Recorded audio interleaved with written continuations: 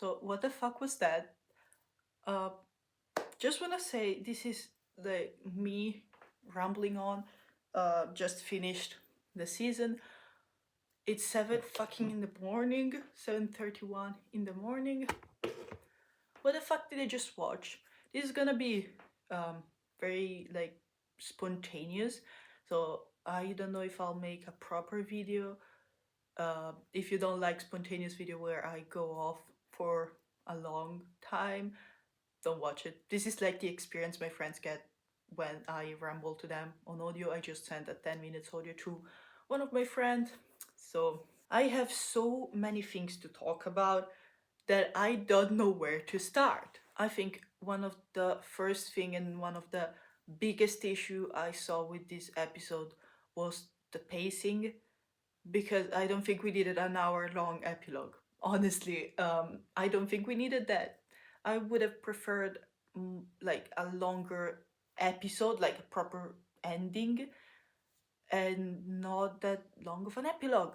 I hated the epilogue. I don't know. I still haven't seen much of other people's opinion, so this is literally just my opinion. Uh, Without really thinking it over, I haven't rewatched anything. I'm just saying what I think in the moment. So if I'm saying stuff that it's obvious, like maybe I say something that is even wrong because I don't remember the scene exactly correctly.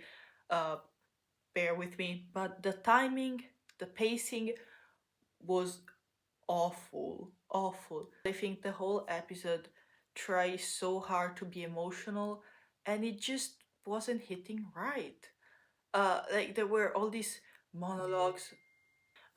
Where there was all these monologues, all these crying and stuff, especially in the monologue.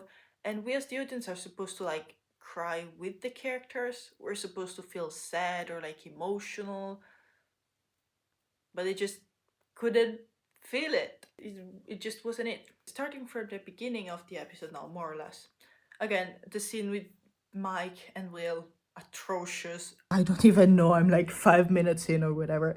And when Mike said, Will said, oh, we can still be friends. And Mike said, friends? No, best friends. And I swear to God, someone had predicted that on Twitter, and I was like, it was just so funny for no reason. Like, the only reason it was funny was because I read this person saying this exact same thing. Atrocious. What the fuck was that? Who wrote that in? Because that was the last bait nail in the fucking coffin, okay? Yeah, for half a second I kind of not hoped, I was like, are they gonna do it? No. They did not. No. I don't have much to say on the ending itself except that it was really, like, I don't know, it looked kind of like a dream I would have if I wasn't talking about it right now and I just went right back to sleep. I could think I just made the whole thing up, because honestly that make as little sense as my dreams. I've seen people talk about things that were wrong in the settings. I remember one specifically where it's like I'm just gonna show a video. I'm gonna find it. I'm gonna show it. So like the color changing, or Will saying that they had fun getting lost in the woods, where like he was lost in the woods for a week and starved and abused, whatever. Okay, so that shouldn't have been fun. And also the ice, no, sorry, the milkshake thing, and that place was not a diner in the 80s, it was in the 50s, so people are like, what if Vecna is still controlled? No, no, it was just bad writing. And for a second, okay, for a second, reading these theories, I was like, wait, they could be actually, like, that could be smart, okay? That could be smart. It wouldn't erase the bad writing we had up until now, but it would be smart. Was it smart? No, it was just mistakes, just normal mistakes.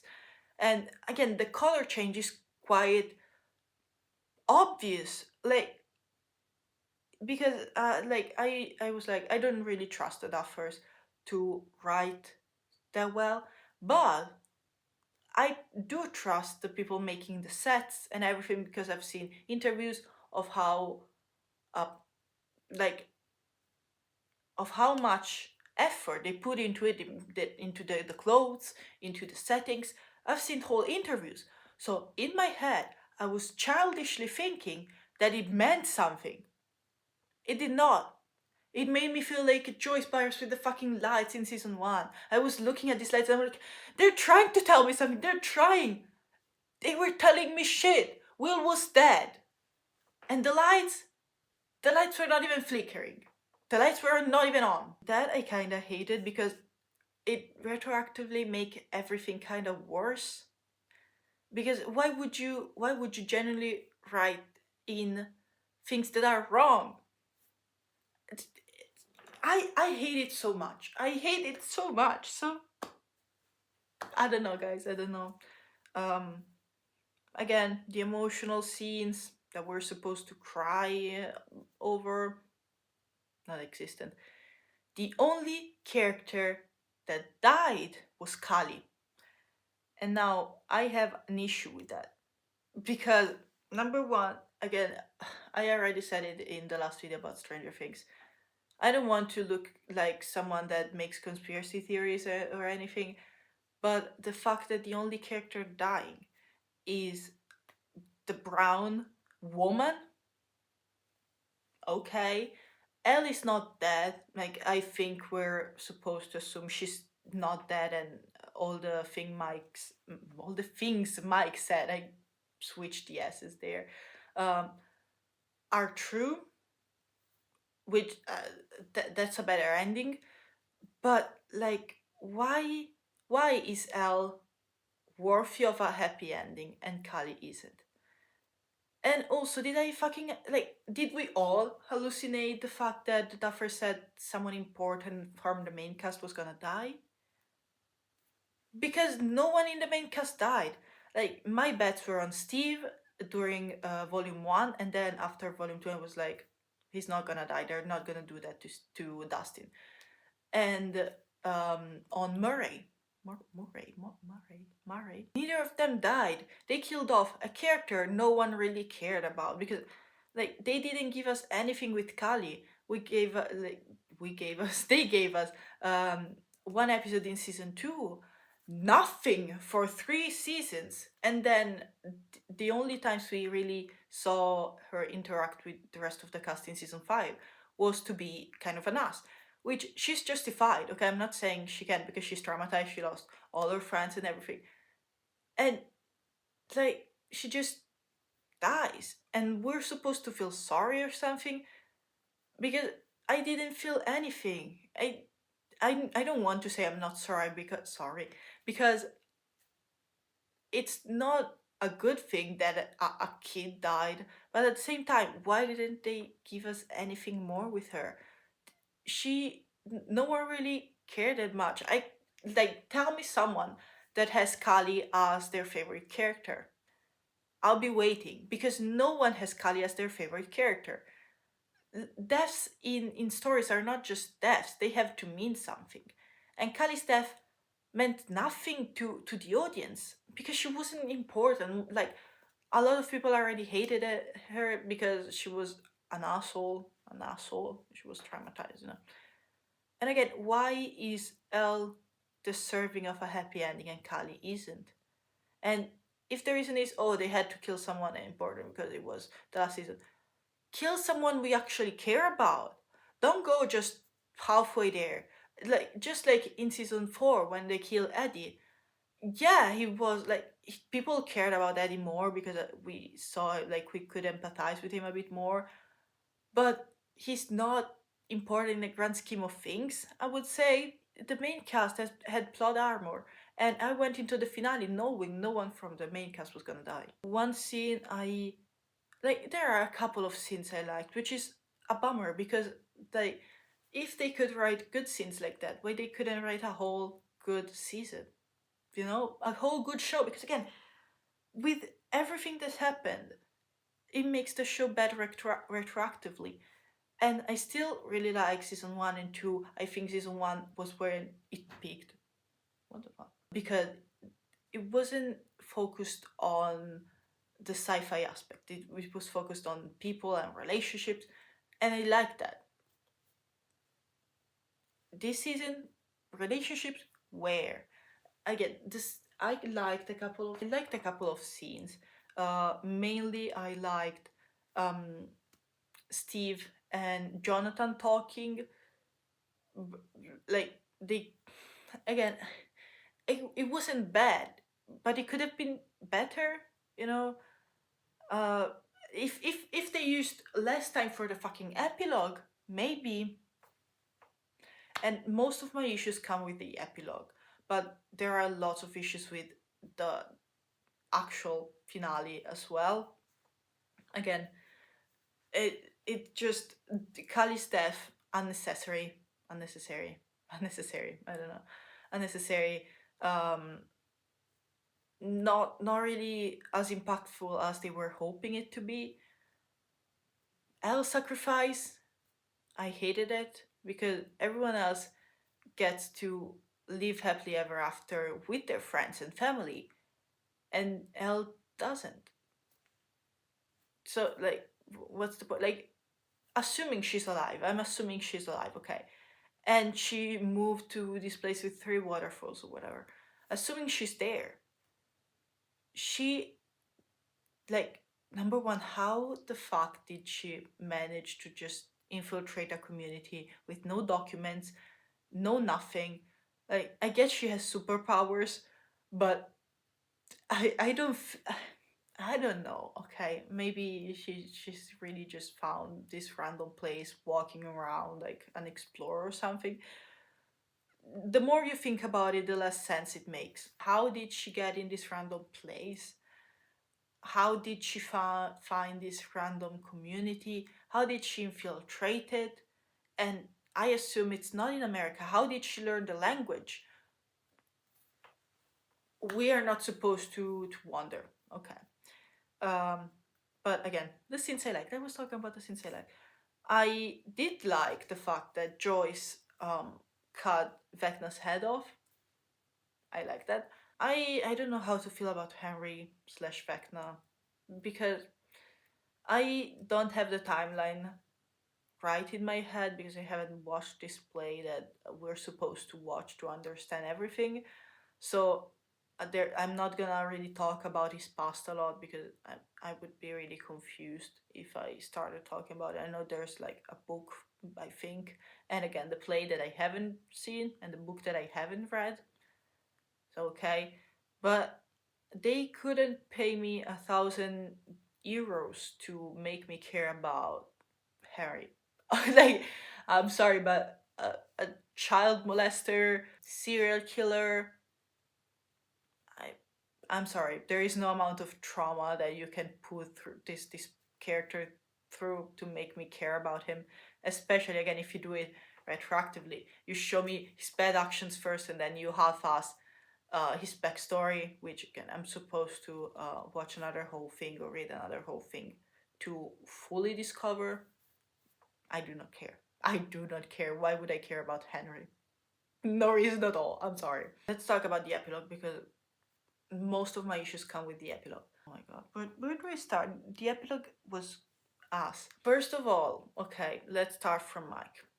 Mike has been blaming himself for Elle's fate, which is understandable. Okay, like he thinks about everything he could have done differently, could have said differently, and I get that. You know, it's a hard thing, grieving, losing someone. It's difficult, and you don't really see things logically. So it's okay that he shows this part of himself, and he's like, what could have done differently? And I like that Hopper came along and was like, you can't keep blaming yourself because it's not gonna bring her back. She's gone, you know, even if she's not, she's gone. Okay. I also have another issue with the plot, the finale that I didn't talk about, but that's gonna be for later. Okay. So your life doesn't have to revolve around your dead girlfriend, okay? You can move on, you can be happy, and yeah, you can think about her, but your life is still moving forward. You can't stop your entire life because someone that you cared so deeply about died. I like that message. But then they literally go back on it when Mike makes the last D&D campaign, and he before the last campaign made the mage, being L, this secret tool. Okay, again, oh my god, I hadn't even noticed this until I used that sentence. L is reduced to a tool again, and I'm not gonna talk too much about it. I already said what I had to say about L being reduced to a tool. But in the last battle in this D&D campaign, L is a tool that gets used to win the battle, and then she disappears, just like it happened in the real world. So the mage dies sacrificing herself or whatever. Like, she disappears, she doesn't die, and this only goes to show, like, and then Mike makes up a backstory that we don't like. Again, I assume it's true because of course it is, but it's just made up. Mike just made that shit up, you know, and he just keeps thinking about her, and he thinks she's alive, but like, that's not a healthy way to cope with grief. I talking as someone that lost someone and knew this person was gone, like there was no way this person was still alive, okay? It's like, and you still go through denial. It's normal, and you think like it can be true, like it's a lie, it's that this person did not actually die. And to have that to have that like thought, okay, put into the head of a kid that actually does not know if this person died because he never saw her die, and he makes up this whole story about how she didn't actually die and she's out there somewhere, but they can never see her again, but she's happy and she's alive, she's okay out there somewhere. That's not a healthy way to cope with grief. And again, I know that it's all true and Elle survived and she's living somewhere in Iceland or whatever, I don't fucking know. But, you know, from the point of view of the show, we have no way to tell Mike is actually telling the truth. And there are proof that he's telling the truth. Like, Elle couldn't have used her powers with the things, whatever, I don't know how they're called. Um, but again, Mike is making shit up. Honestly, that's the best way I can put it. Was Hopper whole speech nothing? Because the thing was, this person died. You have to move on. And Mike, some like the end of the epilogue turned into, this person is alive, and they're happy, and you can move on. There's a dissonance there. The fact that the narrative also grouped together Max and Lucas, hated that. I'm gonna talk about them together because the narrative literally grouped them together. First of all, I hate the fact that they became like them two didn't even have a separate epilogue. They were together for the whole thing. They were one single being. Okay, I hated that because they're still two separate people, even if in their in a happy, healthy relationship, which I like, since no one else seems to be able to get into a healthy, happy relationship. They were like together. Even their finale was together. They didn't get a separate um, happy ending in Mike's story, which is again made up. Technically, we're supposed to assume everything is true, but it's just made up. Mike is not sure, does not know things about his friends, especially about Will. I'm gonna talk about Will later, but he doesn't actually know this stuff that he's talking about. About Mike as well, like the fact he became a writer, he was just a self-insert from the beginning.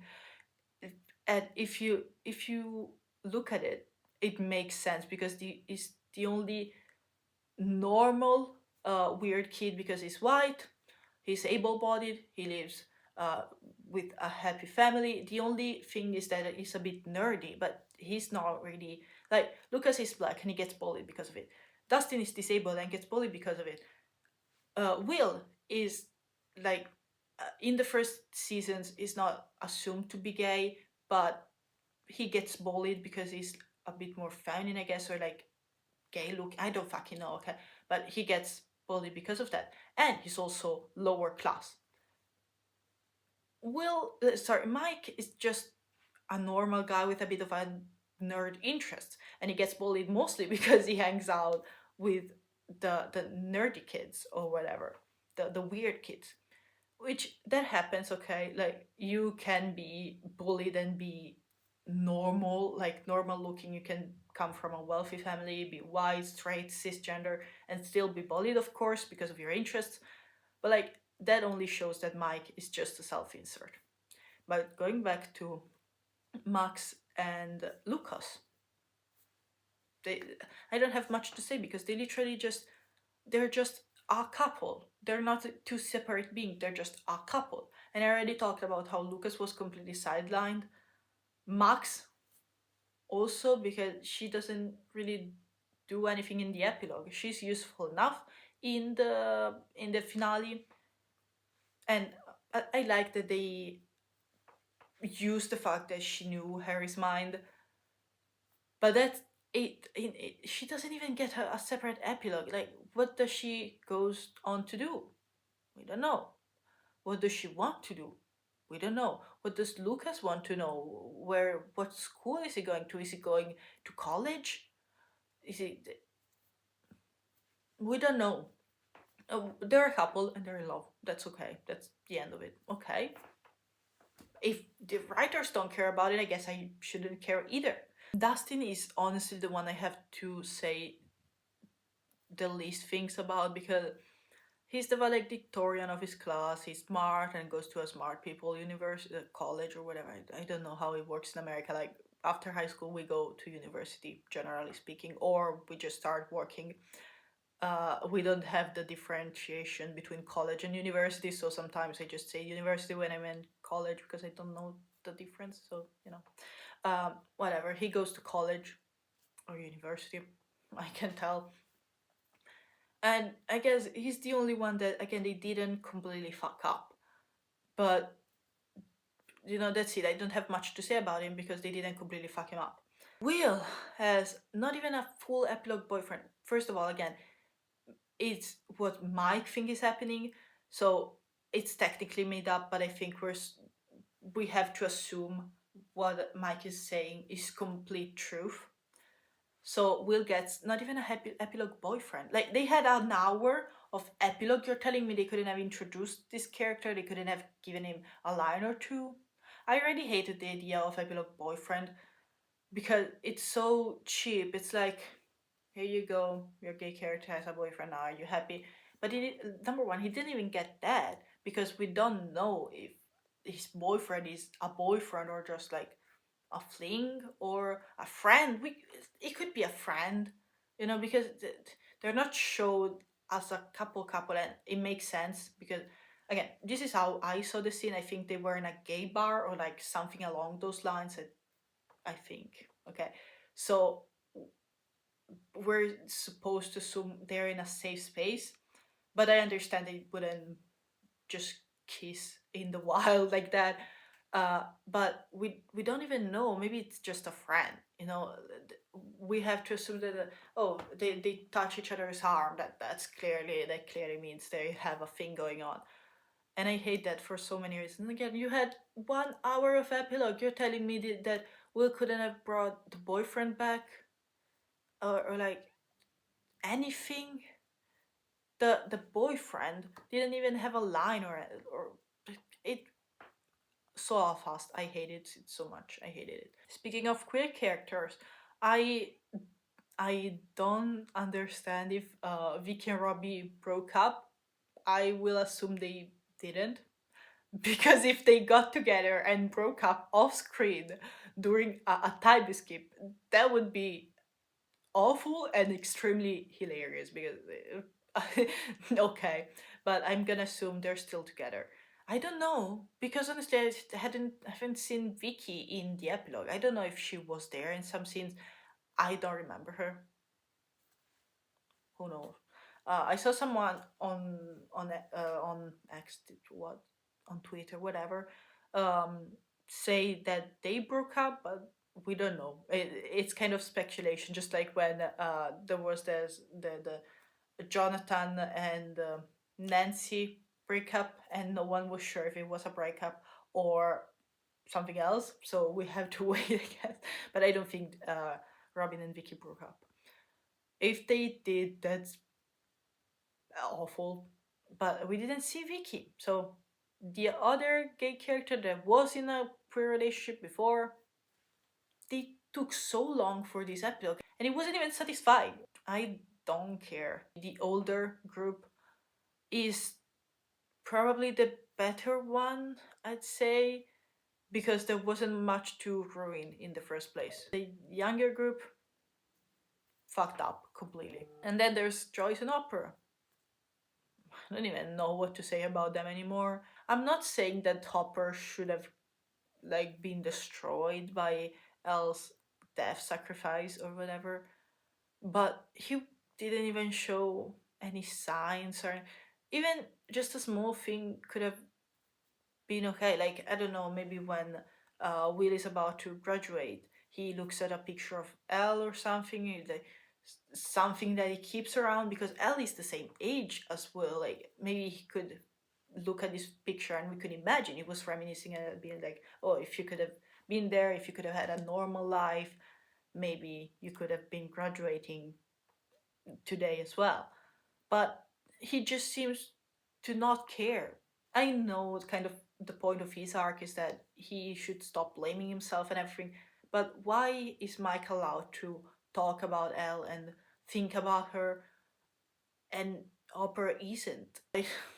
I didn't like this finale, and I don't have much to say because the thing that I hate the most is that it wasn't awful, but it definitely wasn't good. It was bad, okay? It wasn't awful because they could have done worse, but it was bad.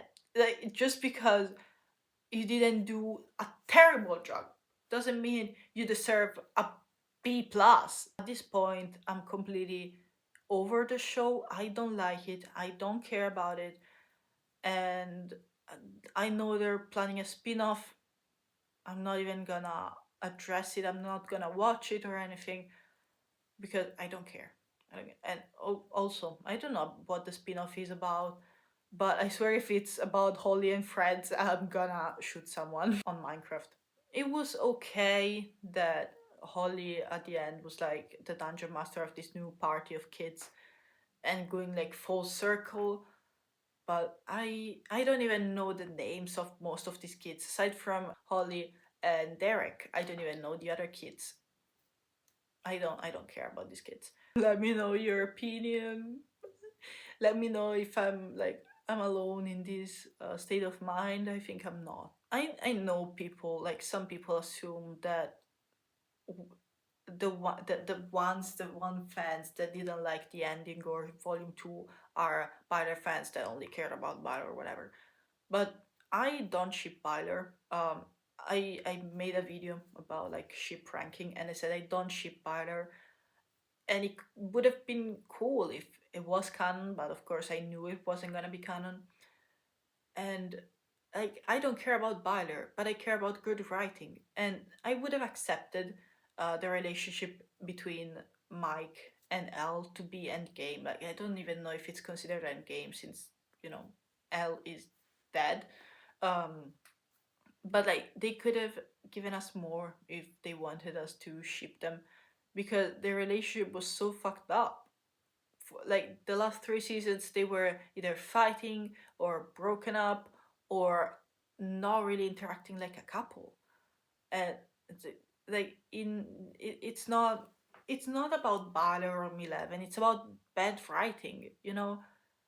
And of course, it's gonna show in the ships as well, or in the relationship you write. But it's not about that exclusively. I don't care about who got with who, but you have to write that relationship well. And the Duffers didn't. And the show is kind of us because of it. Not kind of, it was us because of it. Not only that, of course, there were other plot holes or like things that didn't add up. But I think the main issue with Stranger Things is that it shifted from being about relationships and, yes, a bit of horror, mystery, and sci fi, from being exclusively about these hard scenes with music and like badass lines that could go in a Twitter bio or whatever. And it wasn't the same show anymore. I already said that it just didn't feel like the show I started watching when I was a kid. And it again it's a bummer. It's sad because I would really like to enjoy this show. I would really like to be like, I want to rewatch Stranger Things just because I have some free time, like I do with other shows I like. But I just can't because the last season ruined it for me, and I just don't see myself enjoying the show anymore. These were my final thoughts. Let me know what you think, what your final thoughts were. I think someone commented on my video actually on the last one. I was like, what the fuck was that? They think they were talking about the finale, okay? If you're watching this, yes, what the fuck was that? Comment, subscribe, leave a like, whatever you want, Uh, give me other shows that are better than Stranger Things to watch, please. I need to cleanse my soul. With this said, I hope you enjoyed this very long rant, and we'll see each other in the next video. Bye!